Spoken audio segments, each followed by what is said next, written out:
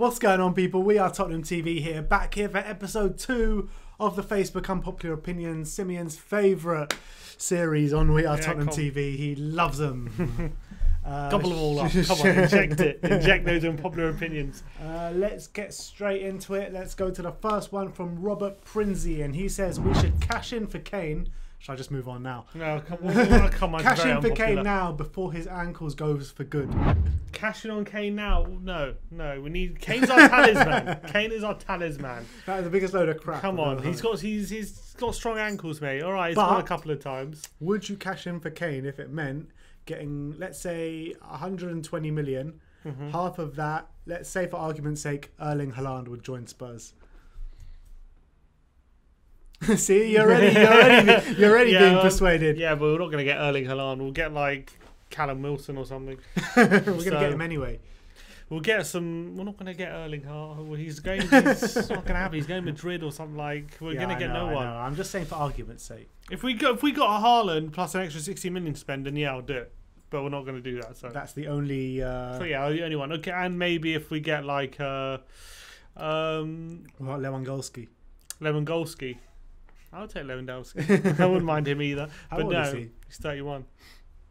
But Kane, look, he's got some good years left ahead of him. But I think Tottenham through and through as well. Yeah, come on, like put some more respect on his name as well. Look how he ended the season. His ankle's as good as ever, mate. All right, Kane. Nah, no one agrees with this opinion. Next one, Fraser Black. Mora, Lamela, Winks, and Ben Davies are incredibly overrated. Mora, Lamela, Winks, and Ben Davies. Yeah. Probably. No, I don't know. Like, who rates them that highly? No one. I don't think any of them are overrated. Yeah. I think if anything, they're underrated.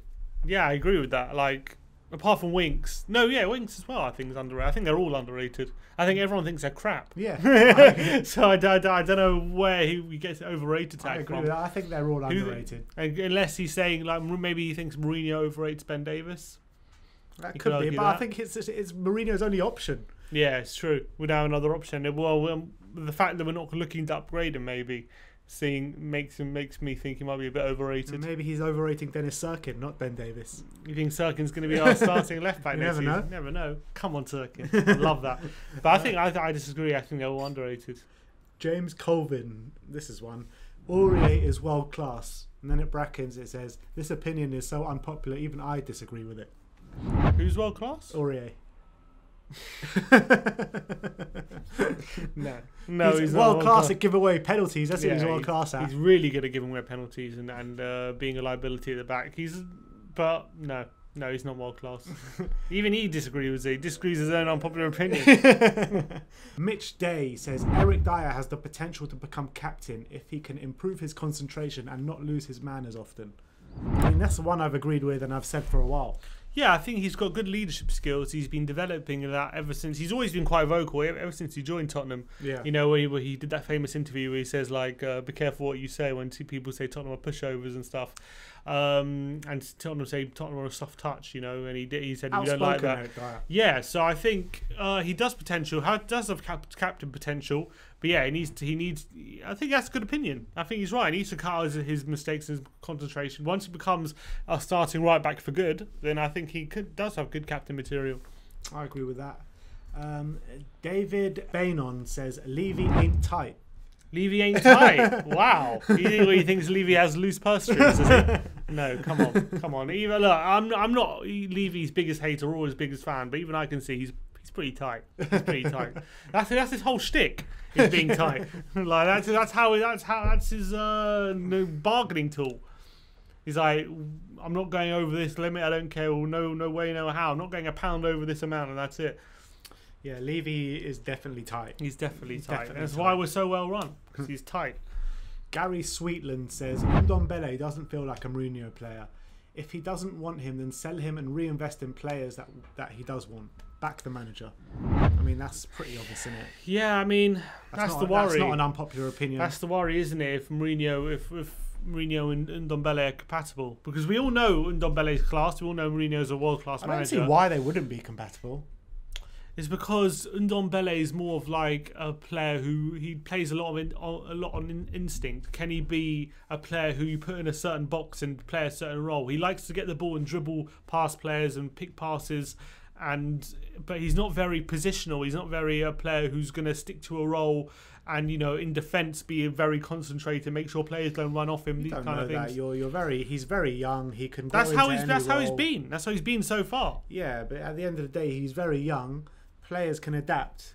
Exactly. He has to adapt because he's not that player at the moment. One example is Neymar. Look at Neymar. He'd never used to do the dog work and the ground and the defensive work, and I think he's grown into that role. And I think he does that more for PSG now than he ever did before for PSG and Barcelona. So you can see players can change. Mm-hmm. So. Yeah, no, I'm not saying. Look, I'm not saying he can't change. I'm just saying right now I can see why Mourinho doesn't like him. Mourinho, he's that type of player, and he needs to adapt. I think Mourinho doesn't like him because he doesn't run. Well, yeah. Well, a Mourinho player has to run. That's for sure. I think for any Premier League team, you have to run. I think. Yeah.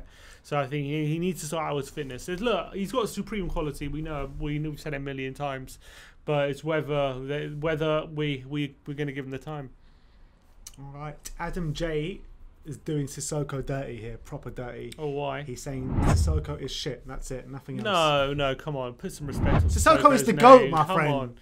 Come on, put some respect on his name. Oh, look, he had a very, very tough couple of years, but we're firmly in the Sissoko in camp nowadays. I don't know, he's missed the memo, this guy. He's still Sissoko of 2016, this guy. Come on. Sissoko's good now. Although Sissoko still can't pass. You don't need to pass. He can't just shoot. Run. You don't need to shoot either. Just he run. Can't do anything on the ball. He can bully, he can tackle, he can run, he can dribble. But his physicality is so needed in the Premier League. Like how good is Sissoko for us in like last 10 minutes of games, like chasing down opponents, weary legs, you know? The guy's fitness is second to none, and it's so good to have someone like that in the team. I don't think he's going to be the starter in this season coming like he has been the last couple of seasons, but he's still going to be very important to the team. And he's versatile as well, can play a few different positions, and he contributes. He contributes defensively, he can contribute on the ball as well. Maybe not goals and assists, but more like winning the ball and passing it to better players on the ball. So or not passing it, as the case may be. Kind of dribbling it into them. So I think, look, you've got to put some more respect on his name. And there's a reason he keeps getting called up for France, especially in the latest squad as well. So, you know, if he's good enough for France, he's good enough for us. All right, David Harris, our favourite Irishman's got a couple here. First one is Jose Mourinho will prove all his doubters wrong this season and will unite the Spurs fan base. I agree with that. I think we might be in for a good season. I'm really hopeful. I've got a good feeling. I really do have a good feeling about this season. Me too. And I think Mourinho knows what he wants, and looks like he's getting what he wants. So I think David might be right. He's onto something here, David Harris. He's got another one here, and it says, if we sign a right back, which something could be happening very soon, and a backup striker, we can challenge for the league and win Europa League this season. Ooh, challenge for the league might be a bit of a stretch. Only because look at what Chelsea are doing. Liverpool. Yeah, but it's not even what Chelsea are doing. Like, can you really see us making up 20, 30 points on Liverpool, whatever it was? Liverpool is so far ahead of us. City, I'm sure, can improve from now to the end of the window as well. Chelsea have done unbelievable business. That's not even saying, you know, United, what a strong end to the season they had. It's going to be tough to even break top four, let alone win the league. So I can't see us being in a title challenge. I tell you what, if we're in a title challenge, that ends the debate on Mourinho like being the best manager of all time. Honestly, I think that seals it. If he puts us in a title challenge next season, from where we were to that, yeah, for sure. But yeah, I can't see it. The Europa League, I think we've got a very good chance. I think so as well. Very good chance. Are Sevilla in it this year?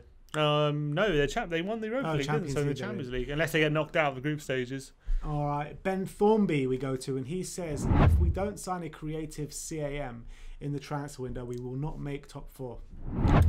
Doing a bit dirty on Lo Celso there and Dele Alli. The thing is, I see where he's coming from, because Eriksen, his chance creation was a joke. People underestimate how many chances this guy created. Very hard to find another Eriksen though. Yeah, Eriksen was a chance creating machine, and Lo Celso, unfortunately, as good as he is really good.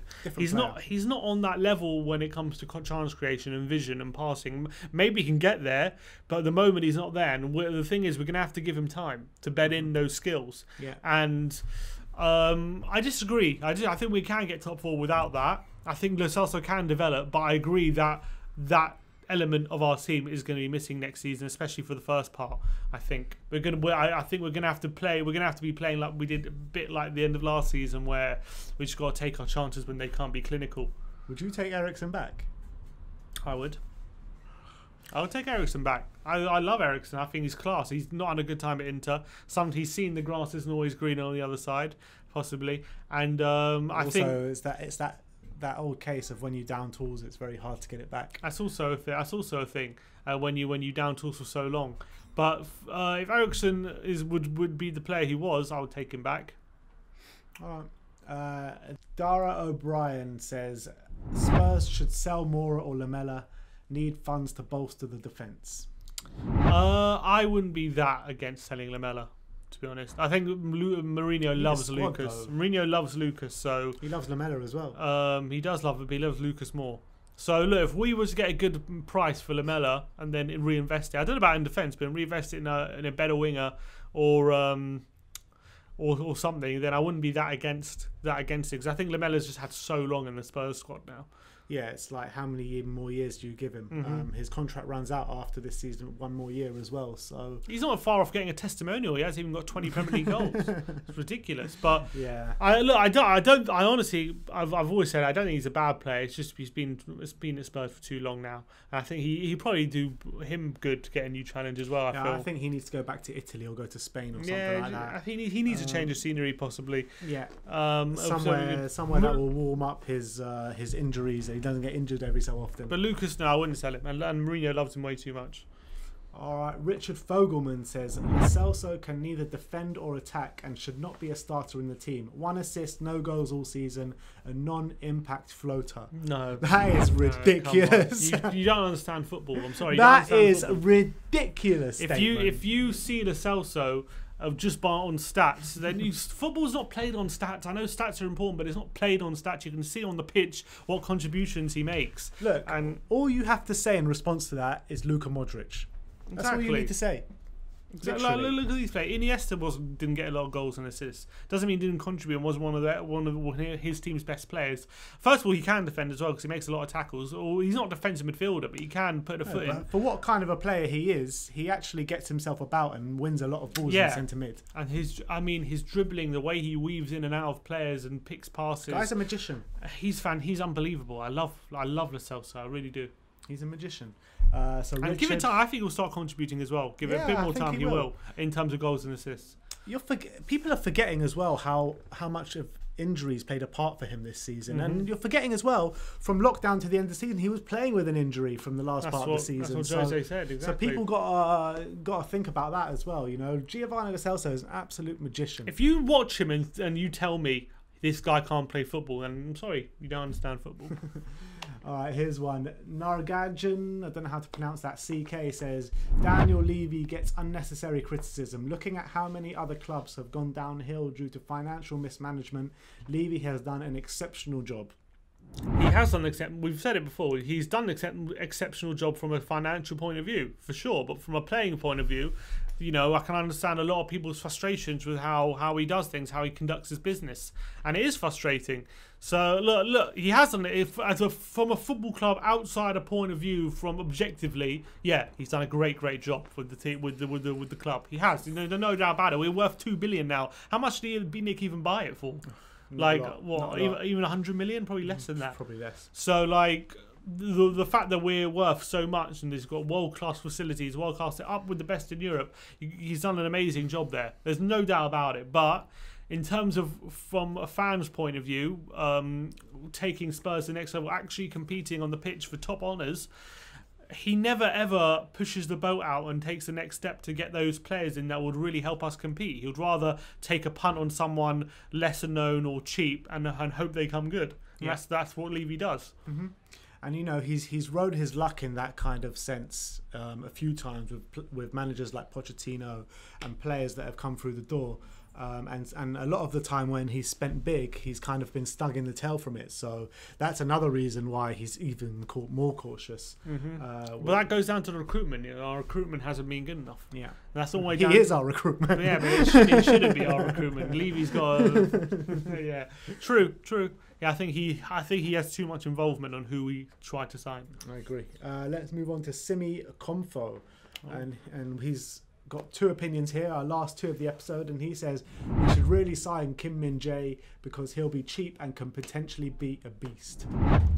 I'll take him. 15 yeah, million. I said for that price, it's probably worth it. You make make it back on shirt sales, probably. So I think it's gone all quiet, that Kim Min-jae deal. Yeah, I don't know what's going on there. I'm not sure how many games he's played for Beijing, but the last time I heard, he was out of the team. Yeah, but that was a few weeks ago now, wasn't it? So it's gone very quiet. So I don't know if that's actually going to get done. I do wonder if, I think we are in the market for another centre back, but I don't know where we'll be. I would take him. Because I think we've got good stock in centre backs. So we're not desperate for a starter, but we could do with someone who could potentially be a starter if playing well. All right, and the last but not least from Sime is we should sell Winks to City for 45 million and try and buy Sabitzer or Pizzi because our team really needs some creativity in the midfield. If we sold Winks and got Sabitzer, I wouldn't be upset. I think Winks for Sabitzer would be a marvellous piece of business. I love Winks, brilliant. But I wouldn't say no to that. Because not only, look, Winks is Tottenham through and through and he's a great player. I really like Winks as a player, but when you look at Sabitzer, he can play so many different roles and so many different roles really well. So I think it's a no-brainer for me. What about Pizzi? 31 years old, not for me. Got 18 goals last season. I know that. But and over 10 assists. I know, but when you're comparing it to someone like Sabitzer, first of all, playing in the German league, which is a harder league than the Portuguese league, first of all. I'm not saying would you rather Pizzi than Sabitzer. Would you rather Pizzi than Winks? I don't know how long Pizzi has left left in the locker, and I think Winks is a lot younger than him as well. So not really. I don't think I'd swap them two. And I've never seen him play really, so I'm not too sure. I think if it'll be a risk. I probably wouldn't swap him, but I would be interested in bringing Pizzi on board. I think for a season. The price has to be right because you can imagine someone like that coming in and flopping. Yeah, true. But you know, Bruno Fernandes, you saw how many goals he was getting, and then he came and replicated that here. So maybe he could do the same. But I think Bruno Fernandes did it in a couple of years in a row. Like Pizzi, what's he done? Yeah, same. Not maybe 18, but I think he got over 10 last season as well. I don't know, not for me. Maybe I'd be wrong, but I think it's too much of a risk. Well, Jose knows the Portuguese market better than anyone. Exactly. Let Jose do his job. Anyway, that is the end of your Facebook Unpopular Opinions. The next episode will be the YouTube one, so check out for the community post where we will be sending you a question where you can reply all your unpopular opinions. So let me know in the comment section below what you thought on the Facebook Unpopular Opinions. Like, subscribe and comment. And as always, come on you Spurs.